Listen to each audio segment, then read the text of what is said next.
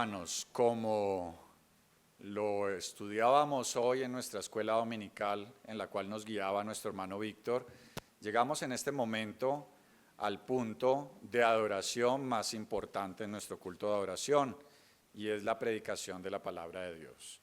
Entonces, les pido que por favor nos pongamos en disposición y vamos a predicar este sermón que, como decía nuestro hermano, está titulado Gloria a Dios. Hermanos, santos del pueblo de Dios, todos nosotros, hoy celebramos el último culto dominical del mes de octubre. Durante todo el mes de octubre hemos estado recordando la Reforma Protestante que se conmemora este 31 de octubre que viene. La recordamos todos los años porque la Reforma Protestante fue un evento cardinal, importantísimo para que todos los que estamos aquí presentes podamos estar en esta iglesia local donde se predica la palabra de Dios. Dios dispuso que eso se diera para que todos nosotros estuviéramos hoy aquí presentes, adorándole y alabándole. Quiero que vayamos todos nosotros en este momento, en nuestras mentes, al huerto del Edén. Vayamos al Génesis, vayamos al inicio de nuestra existencia. Recordemos cómo era el huerto del Edén. Era una tierra de belleza sin igual. Teníamos todas las plantas, todos los animales. Teníamos todos los paisajes hermosos y perfectos que Dios había hecho y que nuestros ojos pudieran admirar. Teníamos todas las condiciones necesarias para desarrollar una existencia satisfactoria, abundancia de recursos para vivir y para vivir bien. Teníamos un clima, un medio ambiente perfecto, el calor era adecuado, el frío era agradable, la tierra nos daba el alimento, el techo, el sostén. Pero lo más importante, hermanos, teníamos una comunión directa con nuestro Creador. Nuestro Creador nos hablaba y nos mostraba su amor sin restricciones. Nos enseñaba cómo debíamos trabajar en ese huerto, cómo debíamos alabarle y glorificarle. Siendo Dios nuestro único proveedor amoroso y teniendo esa estrecha relación con nosotros, nos daba cuenta de su santidad, de todos los atributos, pero el día de hoy quiero que pensemos en cómo Dios nos mostraba su santidad. ¿Cómo podíamos nosotros saber de la santidad de Dios si Él nos había creado perfectos a su imagen y semejanza?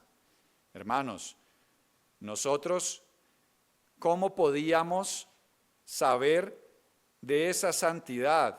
Nosotros conocemos, por ejemplo, el calor, porque lo podemos comparar con el frío y viceversa. Conocemos la luz, porque la contrastamos con la oscuridad. Entonces, ¿con qué podíamos contrastar a Dios para nosotros dar cuenta de esa santidad de nuestro Creador y Rey Celestial? Hermanos, con su justicia. Y esa justicia eterna de Dios estaba respaldada en su ley también eterna. Recordemos en el Edén cómo la ley se resumía a una sola cosa: obedecer a nuestro Creador. ¿Y cómo podíamos medir esa obediencia? Con un mandato: no comiendo del árbol del bien y del mal. Pero nosotros ya sabemos cómo, siendo hijos de Dios, fuimos engañados por Satanás, quien astutamente tomó la palabra de Dios y la pervirtió, la profanó, la cambió, estimulando en nosotros ese deseo de conocer más de lo que Dios nos había permitido en ese entonces. Nosotros teníamos la opción de obedecer, pero fallamos. Por medio del pecado que nosotros permitimos y trajimos, dañamos ese huerto, pervertimos nuestra alma, nuestro cuerpo, recibimos la muerte espiritual y nos hicimos merecedores del castigo eterno de parte de un Dios justo. Pero fue en ese momento cuando Dios nos reveló su plan eterno de salvación. Es por eso que desde entonces y hasta la actualidad, hermanos, hace parte de nuestra naturaleza caída y pecadora el querer en búsqueda de nuestra satisfacción, de satisfacer esos más profundos deseos que pueden ser variados. Puede ser deseos de conocimiento, de inteligencia, deseos de dinero, deseos de belleza, de un reconocimiento o fama de parte de los demás. Es por eso que nosotros, buscando satisfacer eso, buscamos que la palabra de Dios, su ley, se acomode a nosotros. Muchos pueden decir, no, yo no hago eso activamente, pero pasivamente, por nuestra falta de estudio de la palabra de Dios y de utilizar los medios de gracia, nos podemos dejar engañar de aquellos que se llaman falsos maestros y que pervierten la palabra de Dios para satisfacer nuestras necesidades carnales. Es por eso, y ahora nosotros lo vemos, que hay muchas sectas que crecen numéricamente, también en número de miembros, y estas sectas se fundamentan en herejías. Es por esto, hermanos, que hoy el llamado que tenemos todos nosotros es a no olvidar la reforma y saber que debido a esa naturaleza caída, constantemente como personas y como iglesia debemos estar reformándonos, porque como nos recuerda el apóstol Pablo en la palabra de Dios, así que el que piensa estar firme, mire que no caiga. Herencia de la Reforma Protestante del 31 de octubre del 1517, tenemos un resumen ejecutivo, las 5 solas. Sola Escritura, sola fe, sola gracia, solo Cristo nos salva y solo la gloria es para Dios. Mi propósito, hermanos, es que renovemos ese amor por Dios y que desde hoy hasta el próximo octubre de 2025 encendamos nuestro espíritu y mantengamos presente en nuestra mente y en nuestros corazones porque solo la gloria debe ser para Dios. Dice el apóstol Pablo al joven Timoteo y por extensión a todos y cada uno de los presentes hoy en su iglesia lo siguiente. Vayamos por favor en sus Biblias a la primera carta del apóstol Pablo al joven Timoteo, capítulo 1, versículo 17. Primera de Timoteo, capítulo 1, versículo 17, dice de la siguiente forma: que todo el honor y toda la gloria sean para Dios por siempre y para siempre. Él es el Rey eterno, el invisible que nunca muere. Solamente Él es Dios. Amén. ¿Por qué debemos glorificar a Dios? Nosotros debemos glorificar a Dios porque gloria a Dios nos dio la vida. Muchas personas han querido teorizar e investigar acerca del origen de la vida. Muchos científicos han querido estudiar en el afán de adquirir conocimientos y demostrar su valía cosas relacionadas con el origen de la vida. De forma representativa tenemos muchas teorías. Quizás las personas que tengan una relación más directa con la ciencia hayan podido escuchar teorías al respecto. Hoy quiero mencionar 3. Una es una teoría de un bioquímico ruso llamado Oparin, que habló de un caldo primordial.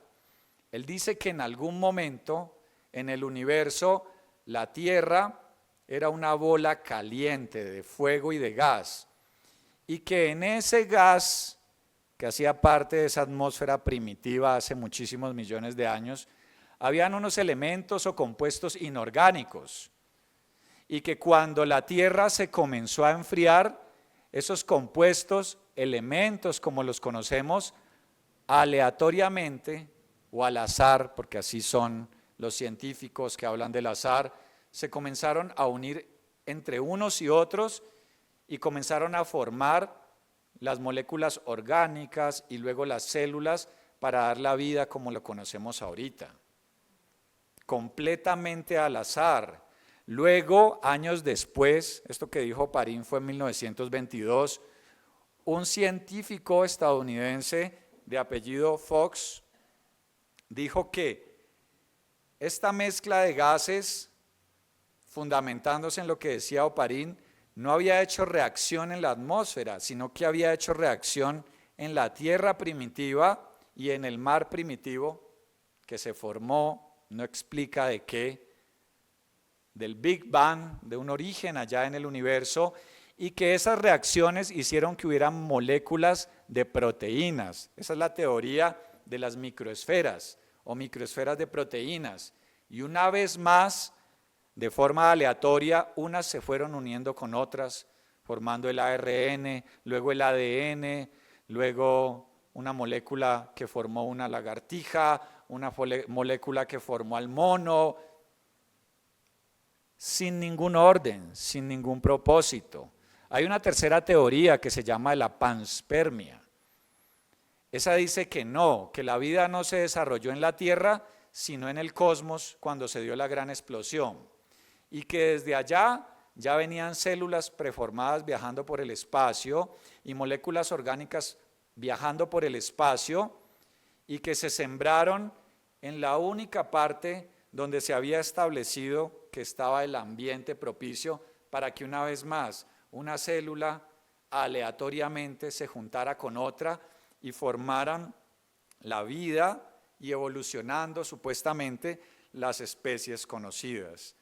Pero ninguna de estas teorías ha tenido una capacidad de demostrar científica y satisfactoriamente todo esto. Ninguna hipótesis explica la compleja maravilla que vemos aún ahora en la creación y que tiene multitud de formas vivientes, todas variadas y acompasadas, con un objetivo, y es el sostenimiento de esta creación. Nadie puede explicar esto. ¿Por qué? Porque nosotros sabemos que la verdad de la creación, y esto lo sabemos por fe, es que gloria a Dios porque nos dio la vida. Somos creación de Dios. Solamente el Espíritu de Dios nos infunde la vida. Aún las personas que se autodenominan ateos o agnósticos, cuando presencian el nacimiento de un hijo o de un ser querido, ellos hablan del milagro de la vida, sin saberlo, porque es que definitivamente no hay nada que explique el milagro de la vida, solamente la fe. No hay una explicación científica, solamente por fe nosotros podemos entender que la vida que nos rodea y que se expresa a diario, porque todos los días nosotros estamos viendo que la vida nace, proviene del Espíritu Santo de Dios.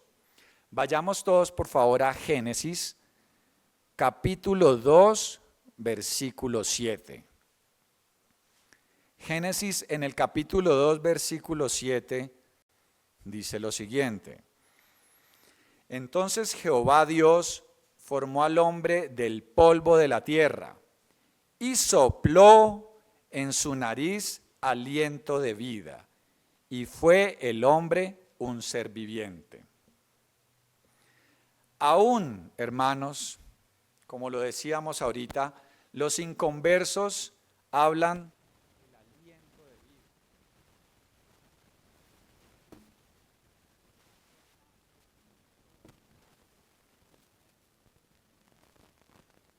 Su madre biológica. Cuando este niño nace, lo primero que hace es toser y tener una respiración. En ese momento está recibiendo el primer aliento de vida y eso solamente lo puede dar Dios.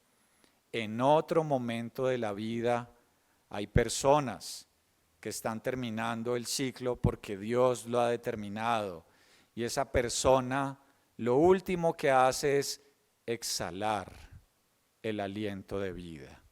Ese aliento de vida solamente nos lo ha dado Dios con su soplo, el soplo del Espíritu Santo. Dios nos formó desde el vientre de nuestras madres. Desde la eternidad, Dios decretó nuestra existencia y nos conoce a cada uno de nosotros como solamente un creador puede conocer a su creación. No en vano, el apóstol Pablo nos compara como vasijas de barro en la mano del alfarero. Cada uno de nosotros está compuesto por millones de células. Cada célula tiene una función especializada. Una célula se especializa y se diferencia como una neurona. Otra célula se especializa y se diferencia como miocardio. Y así en el corazón. Y así sucesivamente infinidad de células. Y ese par de células, y esas células empiezan solamente de un par de células. Que Dios establece una en la madre y otra en el padre biológico. Pero solamente Dios es el que comienza a formar la vida. Nosotros a través del estudio podemos mirar estos procesos y de ahí existe la ciencia que llamamos embriología e incluso la genética. Pero nosotros solamente podemos descubrir o describir lo que nosotros descubrimos y vemos por el método científico. Somos simples espectadores del trabajo de Dios. Lean conmigo, por favor, en el libro de Jeremías, capítulo 1, versículos 4 y 5. Jeremías, capítulo 1, versículos 4 y 5. Dice así la palabra de Dios. Vino pues palabra de Jehová a mí, está hablando Jeremías, diciendo: antes que te formase en el vientre, te conocí, y antes que nacieses, te santifiqué. Te di por profeta a las naciones. Hermanos, nuestras células y el origen del universo no es producto del azar, no se especializan de manera aleatoria. Dios lo hace y tiene un propósito eterno para cada uno de nosotros. Podemos ver en el pasaje que acabamos de leer hoy cómo Jeremías había sido predestinado por Dios para ser profeta a las naciones de su época. Gloria a Dios porque nos sustenta en todo momento. Es solo por Dios que tenemos el aire que respiramos, el agua que bebemos, el alimento viene del agua, el alimento viene de la tierra y todo eso lo produce Dios, todo lo que tenemos. El agua nos sirve también como medio de transporte, la tierra nos sostiene, la tierra sostiene nuestros hogares, la tierra sostiene esta estructura que hace parte de la iglesia local el día de hoy, que nos sirve como abrigo en estos momentos y nos da comodidad. Dios nos provee el medio ambiente y el clima para que podamos subsistir. En los últimos días Aquí en Bogotá, y por lo general en muchos países de Sudamérica y en otros países, nosotros nos hemos enterado cómo nos hemos estado quedando cortos o nos estamos quedando sin la cantidad de agua potable suficiente. Los más eminentes pensadores y científicos de la nación y del mundo proponen disminuir, como ellos dicen, el consumo del líquido vital, ya que a pesar de que nosotros tengamos la tecnología necesaria para hacer grandes reservorios de agua, que tengamos la tecnología para penetrar a las profundidades de la tierra y extraer el agua de allá, aún que tengamos la tecnología de desalinizar el agua del mar y hacerla potable, si Dios no nos trae la lluvia, no podemos tener agua para vivir. No depende de nosotros, depende de Dios. Gloria a Dios porque nos sustenta en todo momento. Muchas personas en sus análisis han tratado de controlar el clima. Han hecho experimentos como bombardear con ciertas sustancias las nubes para producir lluvia. Pero aún ellos saben que hay cosas que no se pueden controlar. Esto nos hace recordar a los griegos en la época del apóstol Pablo. Los griegos eran los más preparados de su época, los más racionales, por no decirlo de otra manera, los más inteligentes, los más instruidos. Pero aún en la época del apóstol Pablo, y con toda esa teología pagana de multitud de dioses que ellos habían establecido, sabían que había un Dios no conocido, un Dios que les permitía a ellos establecer toda esa cosmovisión, obviamente alejada de la palabra de Dios. Y ese Dios no conocido es nuestro Dios creador. Leamos por favor en nuestras Biblias Mateo capítulo 6, versículos del 25 al 29. Mateo capítulo 6, 25-29 dice de la siguiente manera: por tanto os digo, nos está hablando nuestro Señor Jesucristo, no os afanéis por vuestra vida, qué habéis de comer o qué habéis de beber, ni por vuestro cuerpo qué habéis de vestir. ¿No es la vida más que el alimento y el cuerpo más que el vestido? Mirad las aves del cielo que no siembran ni siegan, ni recogen en graneros, y vuestro Padre Celestial las alimenta. ¿No valéis vosotros mucho más que ellas?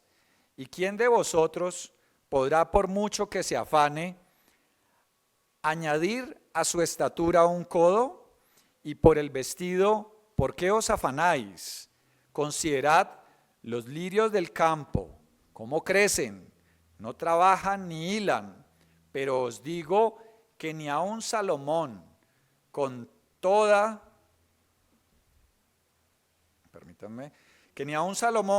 su gloria se vistió así como uno de ellos. Es por Dios que tenemos la bendición del trabajo, los ingresos económicos y materiales para tener un techo y un alimento. Nosotros con frecuencia normalizamos el sustento de nuestras vidas.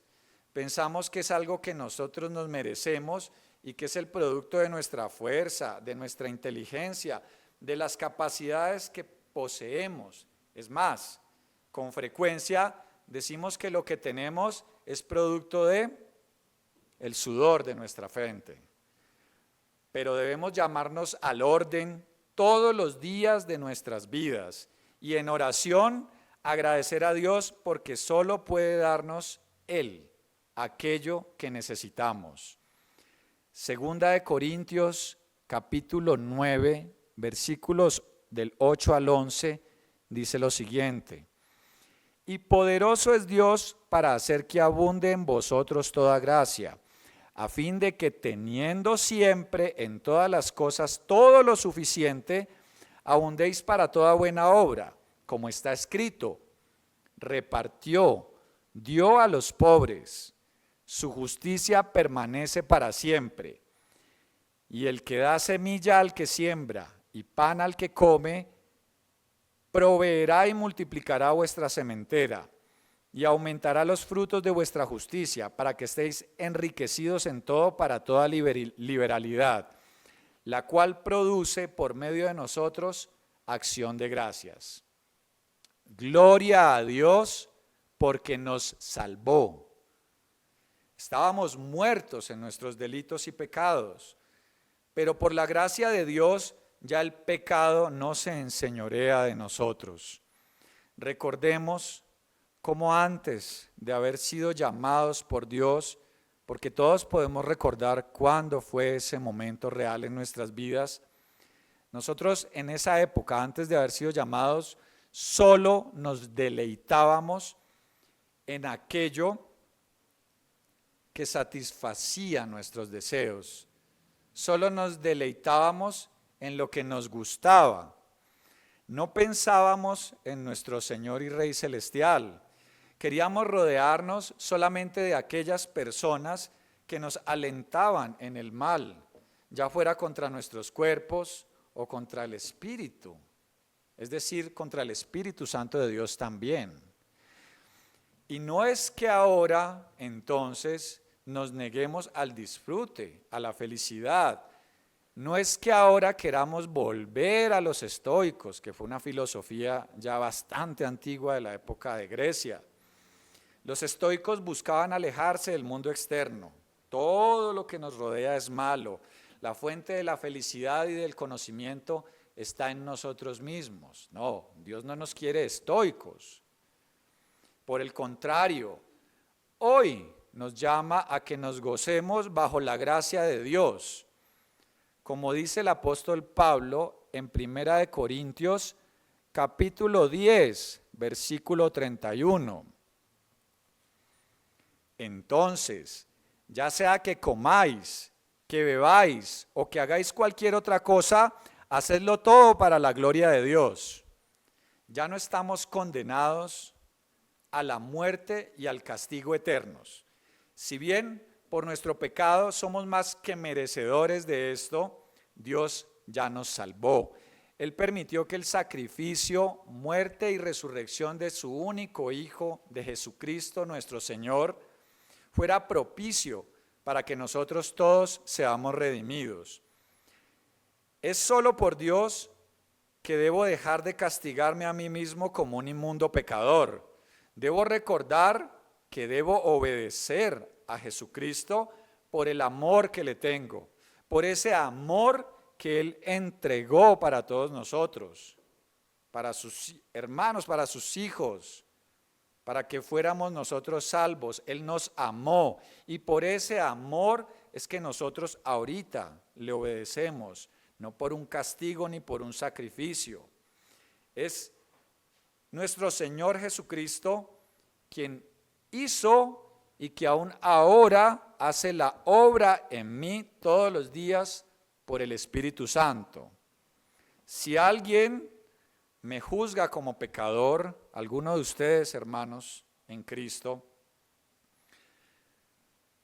nosotros tenemos que recordarle a esa persona que solamente Jesucristo nos va a juzgar. Y nosotros, si bien debemos mejorar todos los días, porque es nuestro deber buscar activamente la santificación por el poder del Espíritu Santo, nosotros debemos evangelizar a esa persona que nos está señalando y decirle cómo debe cambiar el juicio por una corrección en amor, por una disciplina restaurativa, con todo amor y con toda doctrina. Veamos Romanos capítulo 6, versículos 11 al 14. Así también vosotros consideraos muertos al pecado, pero vivos para Dios en Cristo Jesús, Señor nuestro.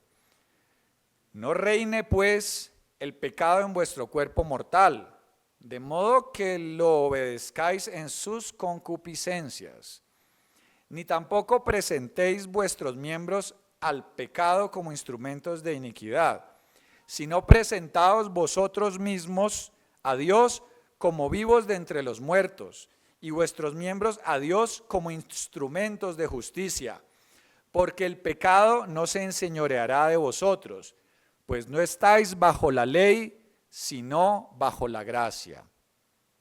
Gloria a Dios, porque nos ha dado la vida eterna.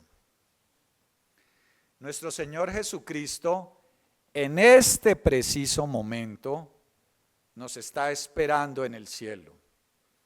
Él está haciendo moradas para nosotros, un sitio donde nosotros vamos a estar. Ya muchos hermanos han partido y debemos saber por fe que en el cielo nos vamos a reunir prontamente.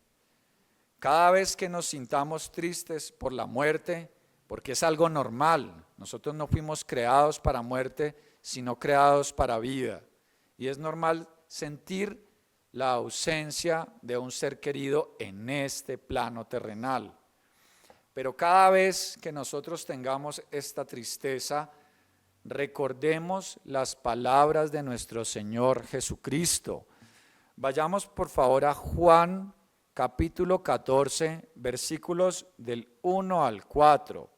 Jesucristo nuestro Señor es 100% hombre y es 100% Dios. Entonces Él vivió estos dolores. Recordemos cómo se entristeció profundamente con la muerte de su amigo Lázaro. Pero Él hoy nos dice a nosotros, no se turbe vuestro corazón. ¿Creéis en Dios? Creed también en mí. En la casa de mi Padre muchas moradas hay. Si así no fuera, yo os lo hubiera dicho. Voy pues a preparar lugar para vosotros. Y si me fuere, os prepararé lugar y vendré otra vez. Y os tomaré a mí mismo para que donde yo estoy, vosotros también estéis. Y sabéis a dónde voy. Y sabéis es el camino. ¿Cuál es el camino? Y sabéis el camino. ¿Cuál es el camino, hermanos? El camino es Jesucristo nuestro Señor. Él es el camino, la verdad y la vida. Y esa es la fe que todos nosotros hoy profesamos. Así como Jesucristo nuestro Señor resucitó y vive eternamente en el cielo, porque además Él es eterno, asimismo nosotros resucitaremos. Recordemos para finalizar Romanos capítulo 8, versículos 10 y 11. Pero si Cristo está en vosotros, el cuerpo en verdad está muerto a causa del pecado, mas el espíritu vive a causa de la justicia. Y si el espíritu de aquel que levantó de los muertos a Jesús mora en vosotros, el que levantó de los muertos a Cristo Jesús vivificará también vuestros cuerpos mortales por su espíritu que mora en vosotros.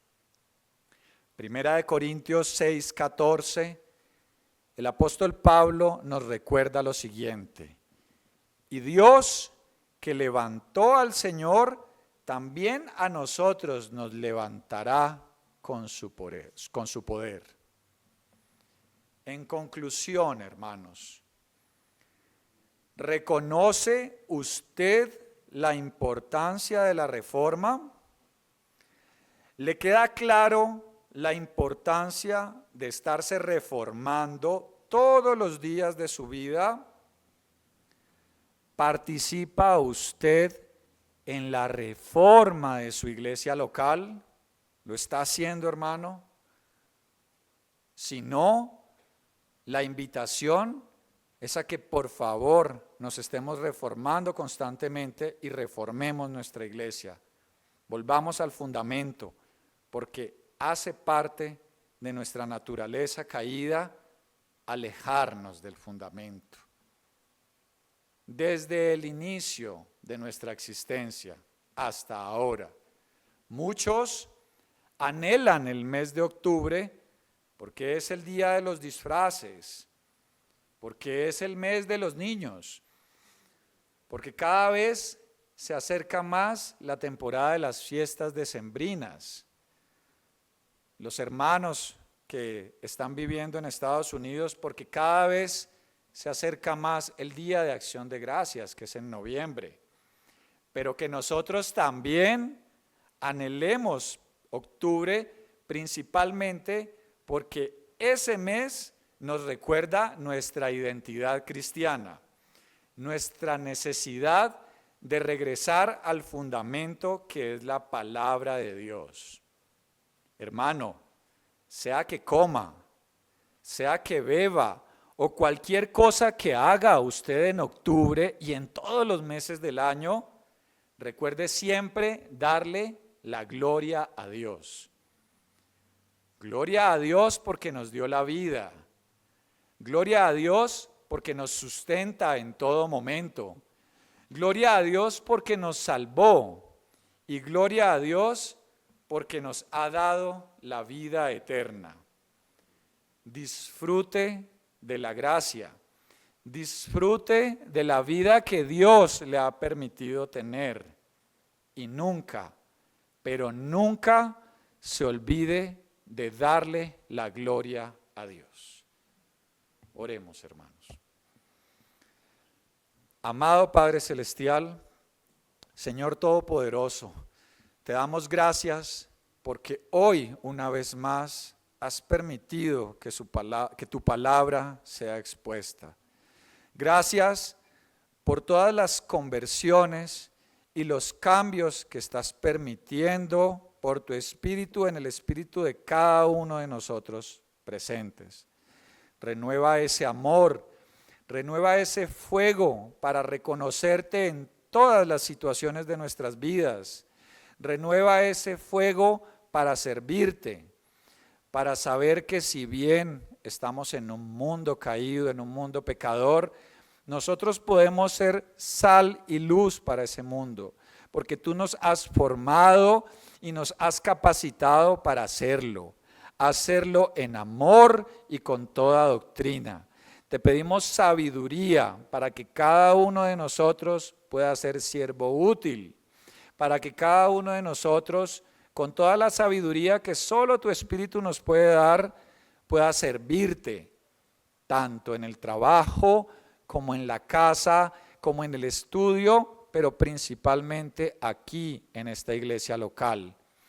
Que no permitas que nos enfriemos espiritualmente, que siempre estemos pendientes de cómo ayudar a nuestros hermanos, principalmente en la evangelización. Que nos hagas conscientes de todos los dones y los talentos que tú nos has dado para ponerlos a tu servicio. Te pedimos que seas tú permitiéndonos el crecimiento espiritual en la iglesia, en nuestras vidas, y que siempre te demos la gloria a ti. En el nombre de Jesucristo, nuestro Señor y Salvador, te oramos. Amén.